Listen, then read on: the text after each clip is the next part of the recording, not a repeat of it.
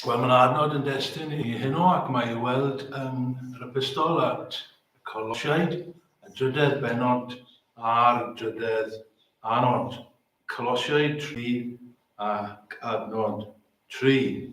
Canis meirw ydych a'ch bywyd a guddiwyd gyda Christ yn yw, oherwydd buoch farw ac y mae eich bywyd wedi ei guddio gyda Christ yn nyw. Wel, i ni'n dychwelyd at yr epistol at y Colosiaid ar ôl cael hoi o sawl wythnos. Gobeithio chi ddim wedi anghofio ein bod ni yn astudio yr epistol yma gyda'n gilydd ac i ni yn dychwelyd at y drydedd benod ac wedi dechrau gyda'n gilydd yn barod i astudio dechreuad y benod. A theitl ein pregaeth, thema y pregaeth heno yw bywyd wedi ei guddio gyda Christ yn nyw. Nawr, gan fod cymaint o amser wedi mynd heibio, fi'n credu mae mis Tachwedd oedd diwetha i ni fod yma yn yr epistol, well i fi atgoffa chi o rhai pethau.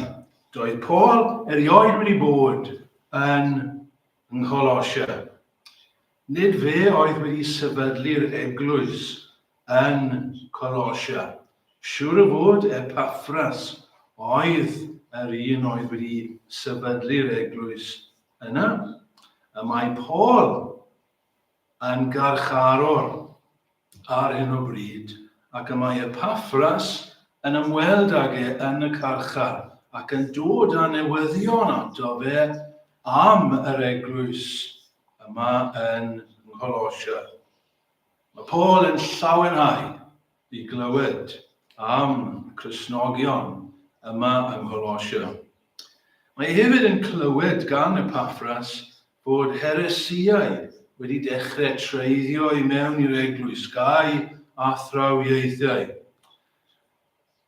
Ac mae hyn yn trwblu Paul, oherwydd mae'n gwybod y bydd yr heresiau hyn yn siŵr o arwain y Cristnogion hyn ar gyfeilion. Ac felly mae'n ysgrifennu'r llythyr yma atyn nhw mwyn i cael yn ogi, mwyn i hannog nhw, mwyn i hyfforddi nhw, ac mwyn i rybyddio nhw hefyd. Mae'r llythyr wedi rhannu'n ddwy ran, ac i ni wedi cyrraedd yr ail ran o'r llythyr. Ac yn yr ail ran, mae Paul yn dweud wrth y Cristnogion yn sut ddylen nhw fyw i bywydau. Dyna sydd gyda ni nawr am weddill y llythyr mwyn i lai yw moeseg. Sut dyle Cristnogion fyw? Ond mae Paul yn gwneud hynny fel mae e wastad yn gwneud yn hyd-destun yr hyn sydd yn wir amdanyn nhw fel Cristnogion. Mae e'n gosod ei boeseg wastad yn hyd-destun yr athrawiaeth yr oedd a'r Cristnogion yn credu. Ac rwy'n ni'n dweud y trwyethau'r oeddwn ni yma yn yr epistol fod yn yr adnodau cychwynnol hyn, adnodau hyfryd yn wir ar ddechrau'r drydedd benod, bod yna grynodeb yma o'r llythyr. A hefyd maen nhw'n gadwyn yn cysylltu y rhan gyntaf gyda'r ail. Ac felly maen nhw'n hanfodol i'r llythyr. Beth yw crynodeb o'r llythyr? Wel, allan ni ddweud fel hyn. Mae eich bywyd chi, Cristnogion, mae eich bywyd chi wedi ei guddio gyda Christ yn nyw. Chi wedi marw, a chi wedi cyd-gyfodi gyda Christ ynddo fe. Iesu Grist mae'n holl gyflawnder y diwdod yn preswylio, ac i chi, wrth gredu ynddo fe, wedi dod i'r cyflawnder yma. Mae'r cyflawnder yma yn eiddo i chi. Mae'r breintiau yma yn eiddo i chi. Rydych chi'n gyfoethog, yn barod, wrth ddod yn Gristnogion. Ac mae Paul yn awyddus i atgoffa nhw cyn dod at y Moeseg, yn arbennig gan fod e'n dod at y Moeseg, o'r cyd-destun yma, o'r hyn sydd yn wir amdanyn nhw, o'r Efengil. Dyma mae'n gwneud o hyd ac o hyd. Mae rai chi ddeall yr Efengil, mae rai chi ddeall yr hanfodion, mae rai chi ddeall yr abieg. Llawer o'n problemau ni fel Cristnogion yw achos bod ni'n mynd o'i le gyda'r hanfodion, gyda'r Efengil. Mae rhaid i ni ddeall yr Efengil. Yn dda, mae rhaid i ni ddod nôl o hyd ac o hyd at yr Efengil, yr hyn sydd yn wir amdano ni yn Grist Iesu. Falle, rydych chi'n cofio i fi ddyfynnu o John Owen y Puritan a tro diwetha. Our greatest hindrance in the Christian life is not our lack of effort, but our unacquaintedness with our privileges. Nid bod yr ymdrech yn wan, ond bod ni ddim yn cofio beth sydd yn wir amdano ni. Bod ni ddim yn digon cyfarwydd a'n breintiau ni fel Cristnogion. Nawr, beth yw ein breintiau ni fel Cristnogion? Cyn dod at ein dyletswydd, mwyn cyflawni ein dyletswyddau, beth yw ein breintiau ni? Beth sydd yn wir amdano ni fel Cristnogion? Wel hyn, mae ein bywyd ni wedi ei guddio gyda Christ yn niw. Cyn yn bod ni'n mynd ymhellach, ffrindiau. Meddyliwch am hynny. Meddyliwch am hynny, jyst yn ychydig eiliadau hyn sydd gyda chi feddwl am y peth. Ydych chi'n meddwl am hynny? Chybod, bod eich bywyd chi wedi ei guddio gyda Christ yn niw. Gai annog chi, yn ystod yr wythnos, i fyfyrio ar hynny, i feddwl am hynny, a am hynny, cyn bod chi'n gwynebu'r dydd. Pwy ydw i? Beth yw'n mreintiau? Rydw i wedi ynghyddio gyda Christ yn niw. Dyma mae'r gair yn dweud. Mae'n dipyn o madrodd yn dweud. Mae'n dipyn o madrodd bod ein bywydau ni wedi ei guddio gyda Christ yn niw. Nawr, beth mae'n golygu? Dyna'r cwestiwn i ni. Y gair allweddol yw cuddio. Ynddo fe? Yn Saesneg, hidden. Your life is hidden. Cuddio. Nawr, tybed beth sy'n dod i'ch meddwl chi pan i chi'n clywed hynny. Wel, gai awgrymu, 3 pheth, falle, a ddyle ddod i'n meddwl, wrth i ni feddwl am yr ymadrodd hyn bod ein bywyd ni wedi ei guddio gyda Christ yn niw. Y peth cyntaf, pen cyntaf, felly yw hyn. Mae'r ymadrodd yn awgrymu fod ein bywydau ni yn ddirgel.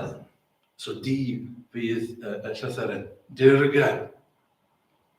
Mae rhywbeth dirgel am ein bywydau. Mae'n bywydau wedi guddio, ond nid dirgel yn yr ystyr, ar ystyr bore yma.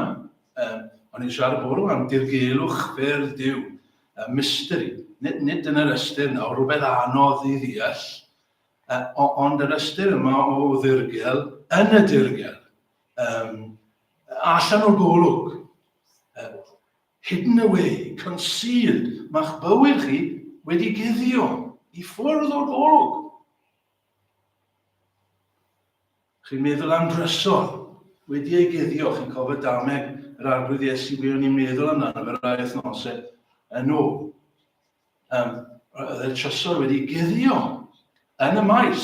Roedd yna, oedd e'n real, ond o'ch chi ddim yn gallu gweld. Na gyd o'ch chi'n gweld oedd ca, na gyd o'ch chi'n gweld oedd gwair. Achos bod e wedi ei guddio dan y wyneb, mas o'r golwg, secret, concealed. Mae eich bywyd, medd Paul, wedi guddio. Mae allan o'r golwg. Mae'r Cristion yn berson rhyfedd. Mae'r Cristion yn berson sydd wedi fendithio. Mae bechodau wedi maddau. Mae wedi cael ei gyfiawnhau. Mae wedi cael ei sancteiddio. Mae e'n blentyn i Dduw. Y Duw goruchaf. Mae e'n blentyn iddo fe. Mae yna drysorau yn dod iddo fe. Mae'n etifedd y nefoedd. Mae e'n dywysog. Mae e'n frenin. Mae e'n offeiriad hefyd. Mae yna gyfoeth mawr iddo fe. Ond dyw byd ddim yn gweld hyn. Mae wedi guddio i'r byd. Mae'r byd yn ddall. Yn ysbrydol. Dyw'r byd ddim yn gweld dim byd. Pan mae'r byd yn gweld Cristion, mae jyst yn gweld person cyffredin. Neu person falle sydd i, teimlo treni dros ych chi Gristnogion. Chi'n credu y bethau hyn? Chi tipyn bach yn dwb? Chi tipyn bach yn syml? Dyw'r byd ddim yn gallu gweld. Dyw llygaid ddim gyda nhw. Dyw sbectol iawn ddim gyda'r byd i weld beth sydd yn wir am y Cristion. Oherwydd mae'n bywyd ni wedi guddio oddi wrthu yn nhw. Dyn nhw ddim yn gweld beth yw ein gwir hunaniaeth. Fel hyn, oedd e gyda'r arglwydd Iesu Grist pan dath e i'r byd, ynddo fe? Fe oedd mab y gogoniant. Mab Duw yn dod i'r byd. Ond oedd y byd yn adnabod e? Na. Mae Paul yn dweud yn dydy yr hon nid adnabu neb o'r dywysogion y byd hyn, oherwydd pes a dweinent, ni chroeso'i asant arglwydd y gogoniant. Doedd ddim yn nabod e. Os nhw yn nabod e, bys nhw beth wedi i groeso'i fe. Doedd y llygaid ddim gadw nhw. Ac yn yr un ffordd Gristnogion. Mae Gristnogion yn y byd, ond dyn nhw ddim yn nabod, dyn nhw ddim yn gwybod beth sydd yn wir am dan nhw. Na, weithiau, maen nhw'n gweld ychydig o'r gogoniant, neu fe ddylsyn nhw weld ychydig o'r gogoniant mewn Gristnogion. Dyna'n gwaith ni, ynddo fe? Llewyrched felly eich goleuni o flaen dynion, fel y gwelont eich goleuni, ac bydden nhw yn gogoneddu'ch tad. Nefol, mae'n ddyletswydd arna ni.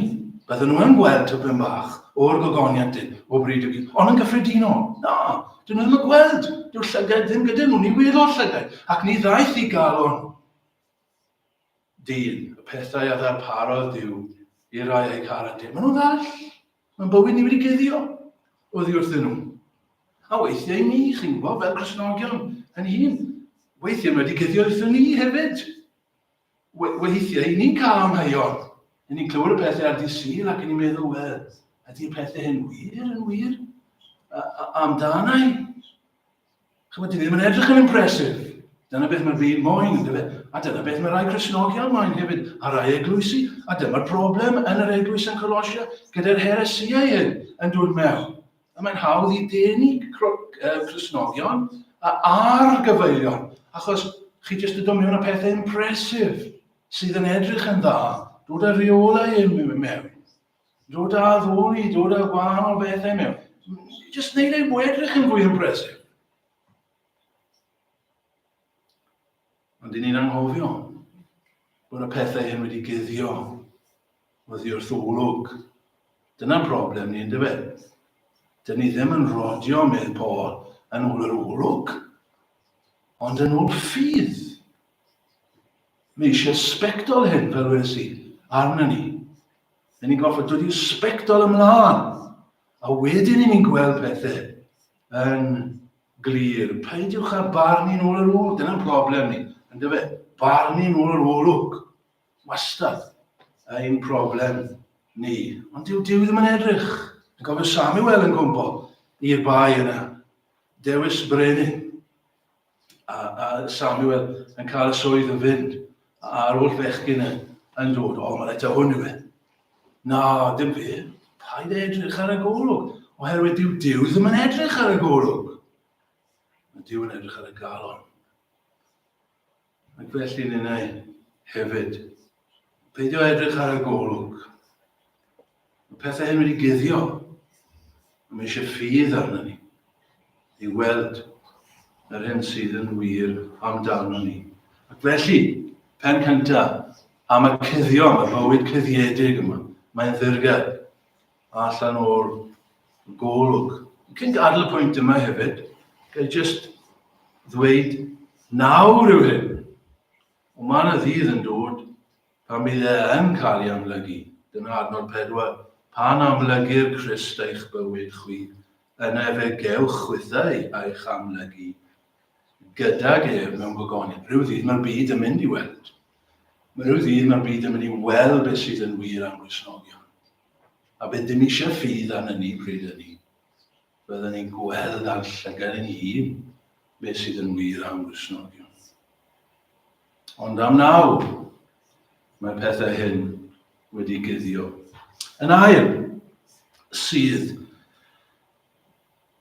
yn wir am y bywyd yma sydd wedi guddio. Mae'n awgrymu, nid yn unig bod ein bywyd ni yn ddirgel, ond mae'n awgrymu derbyniant.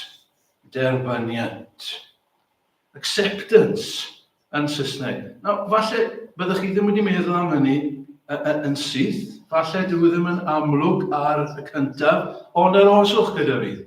Wrth i ni fynd trwy hyn gyda'n gilydd. Cuddio. Mae'n bywyd ni wedi cuddio. Nawr, mae'r syniad yma o guddio yn rhedeg trwy'r Beibl. Gai fynd chi nôl i Genesis, reit ar y dechrau, i'r ardd. Dwi'n cofio Duw yn rhoi'r gorchymyn, gawn nhw fwyta o bob pren, ond nid o bren gwybodaeth da o drwg. Ond mae'r sarff yn dod ac yn twyllo Efa. Ac mae Efa'n gwrando, a mae'n cymryd o'r ffrwyth ac yn rhoi i Adam. Ac mae'r ddau, medd y gair, yn gwybod i bod nhw'n noeth. A beth wnaethon nhw? Chi'n gofio peth cynta wnaethon nhw? Cuddio. Mae Duw yn dod, a maen nhw'n clywed llais yr arglwydd yn yr ardd.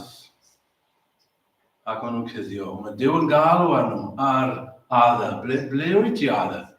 Ni a glywais dy lais ac a guddiais.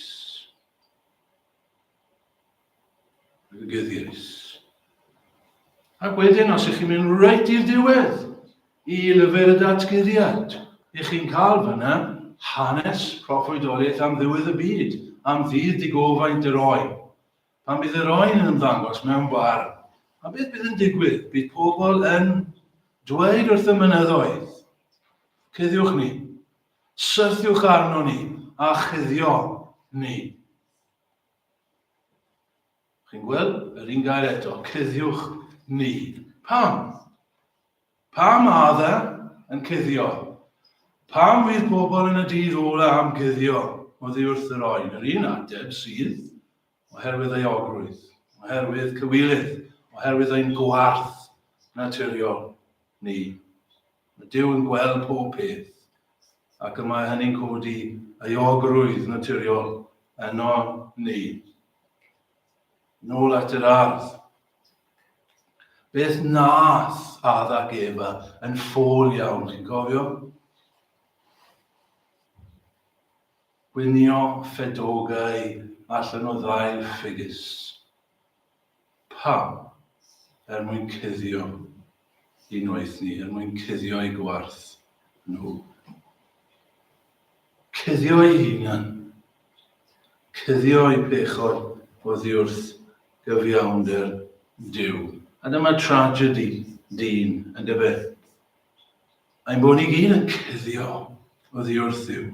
Falle bod rhywun yn gwrando arna i, a chi'n trio'ch gorau i guddio oddi wrth Duw, achos chi'n gwybod mae Duw, ym mhresenoldeb Duw yn mynd i weld eich gwarth chi.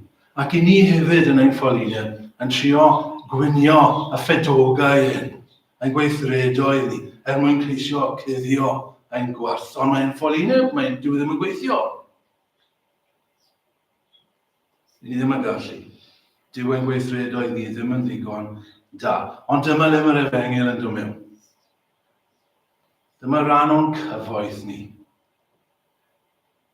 Be mae Duw yn neud? Mae Duw yn dod. A mae Duw yn cuddio ein gwarth ni. Dyna'r efengil, ffrindiau. Ynddo ei hun, sylwch. Mae'n ein cuddio ni ynddo ei hun. Yn yr ardd, beth nath Duw? Bydd yn gweld y dail yma ffugus a'r addau gefod, pa mor ffôl yw hynny. Felly mae'n baratoi, mae'n lladd y nifer ac yn ei gwisgo nhw, cuddio nhw a chroen ar y nifer yma, fel rhyw ddarlun o beth oedd yn mynd i wneud iddyn nhw. Mae Duw yn ei cuddio nhw, yn ei gyfiawnder ei hun. Felly mae Dafydd yn dweud yn un o'i salmau, gwyn ei fi dy gŵr yma ddeiwyd ei bechod ac y cuddiwyd. Wel eto cuddiwyd ei drosedd. Cuddiwyd e. Mae Duw yn cuddio fe.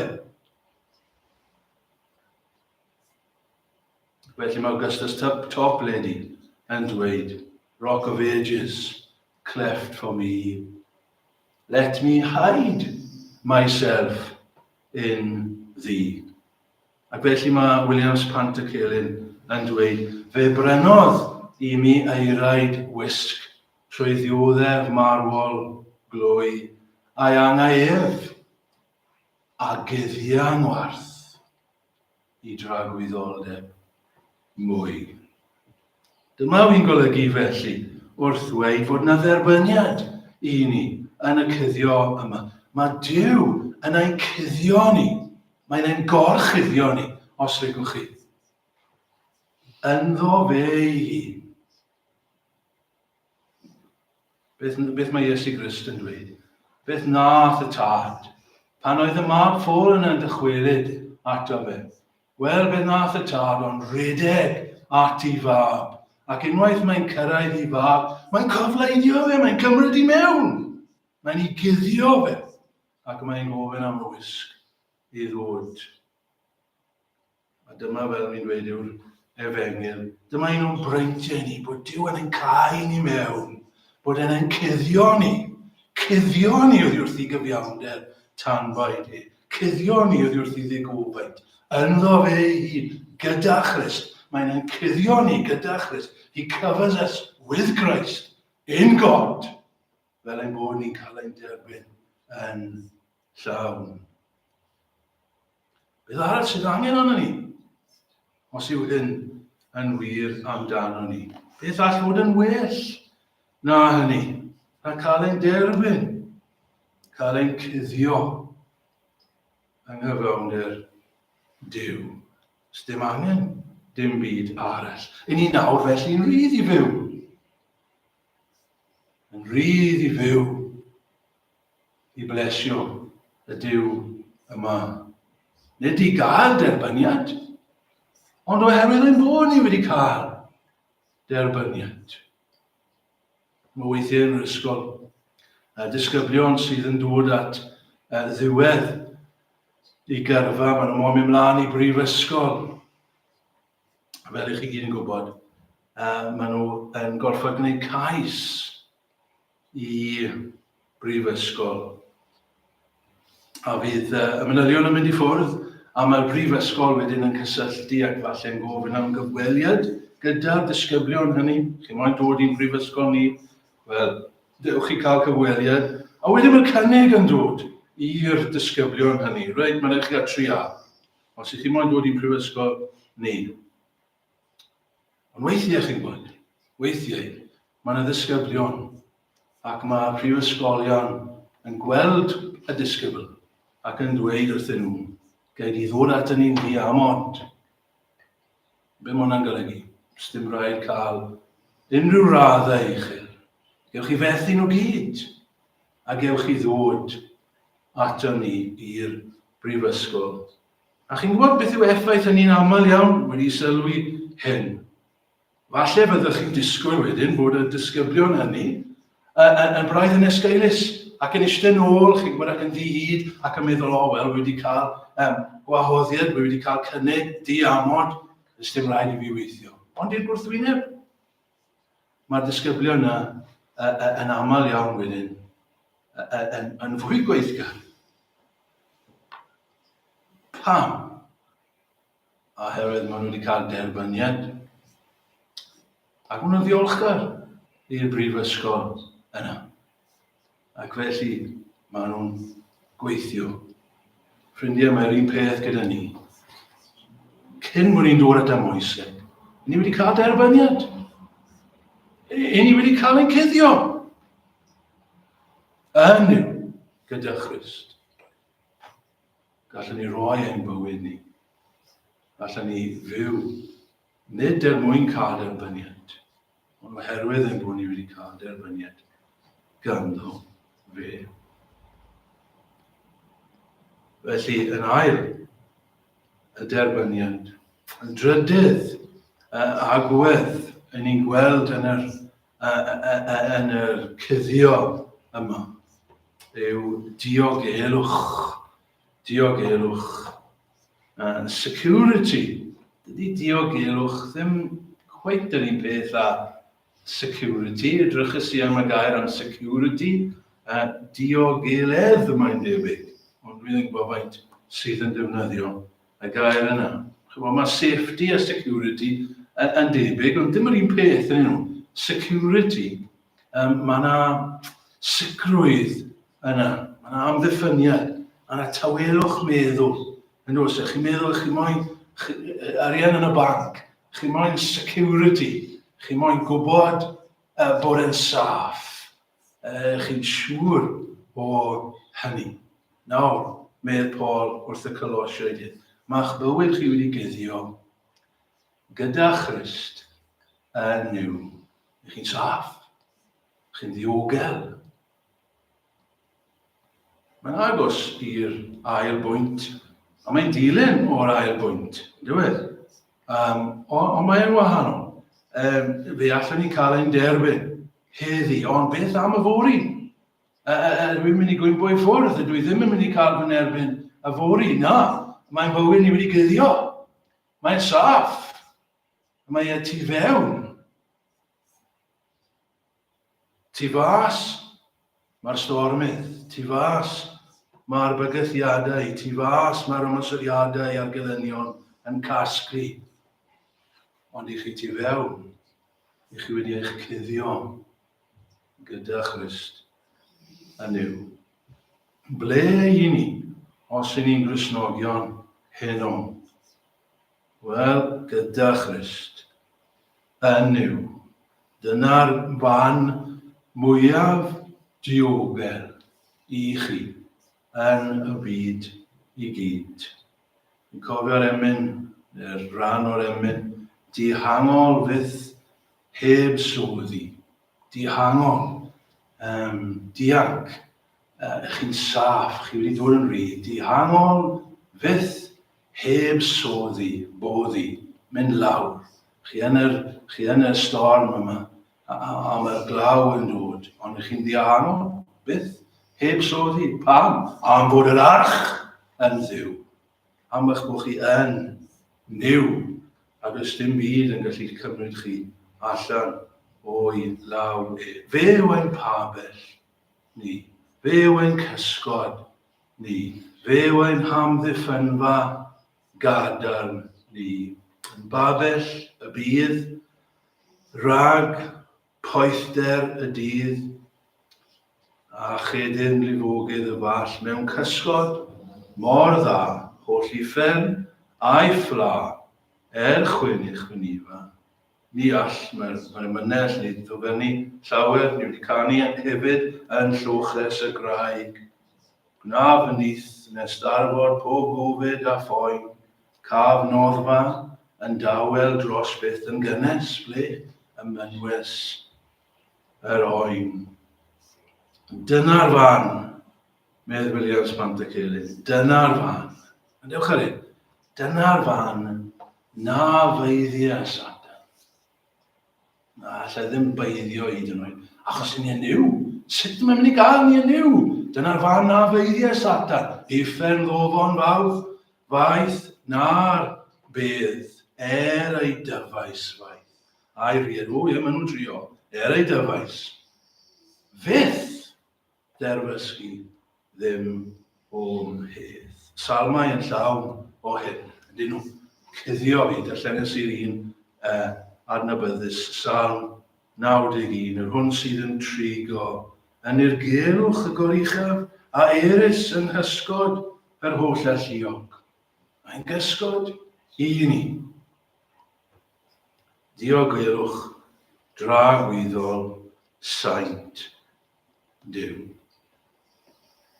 Does dim un, chi'n deall, does dim un o bobl Dduw, does dim un o'r saint, byth yn mynd i gael ei colli. Byth.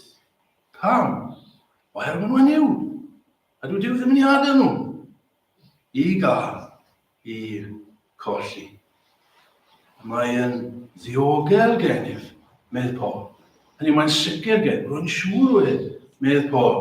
Na all na ganau, nac einioes, nac ynhylion, na thywysogaethau, na meddiannau. A mae fel petai Paul yn trio meddwl am bob beth. Mae'n gallu. Nawr gaf fi meddwl am bob beth gan pob Cristion meddwl sy'n mynd i fod yn ei erbyn ei. A mae'n disgyn restr, na meddiannau, na presennol, na dyfodol, na uchder, na dymder, nac un creadur arall ein gwahanu oddi wrth gariad Duw. Pwy i ni, ffrindiau? Os y'n ni'n Gristnogion, yn ni'n bobl sydd wedi yn cuddio, yn Duw, eich chi'n ddiogel. Ie, chi'n ddirgel i'r byd, bydd y byd ddim yn gweld hyn. Falle byddwch chi'n colli golwg ar hyn. Ond mae'n real. Chi wedi cael eich derbyn gan Dduw. Ac eich chi'n ddiogel felly. Am byth. Wel, beth dylsyn ni'n wneud? Felly, a hyn. Beth dylsyn hyn ei wneud i ni? Wel, dylsyn fe'n dyn i ni i fyw yn dda, ac yn lan, ac yn ddiwio. Oherwydd y pethau hyn, oherwydd yn bod ni wedi cuddio, ni'n gallu fyw, ni'n gallu dechrau. A ble mae hynny'n dechrau? Wel, mae hynny'n dechrau gyda ceisiwch felly y pethau sy'n uchod. Rwch eich bryd ar bethau uchod. Ond byddai ni ddod nôl at hynny y tro nesaf. Amen.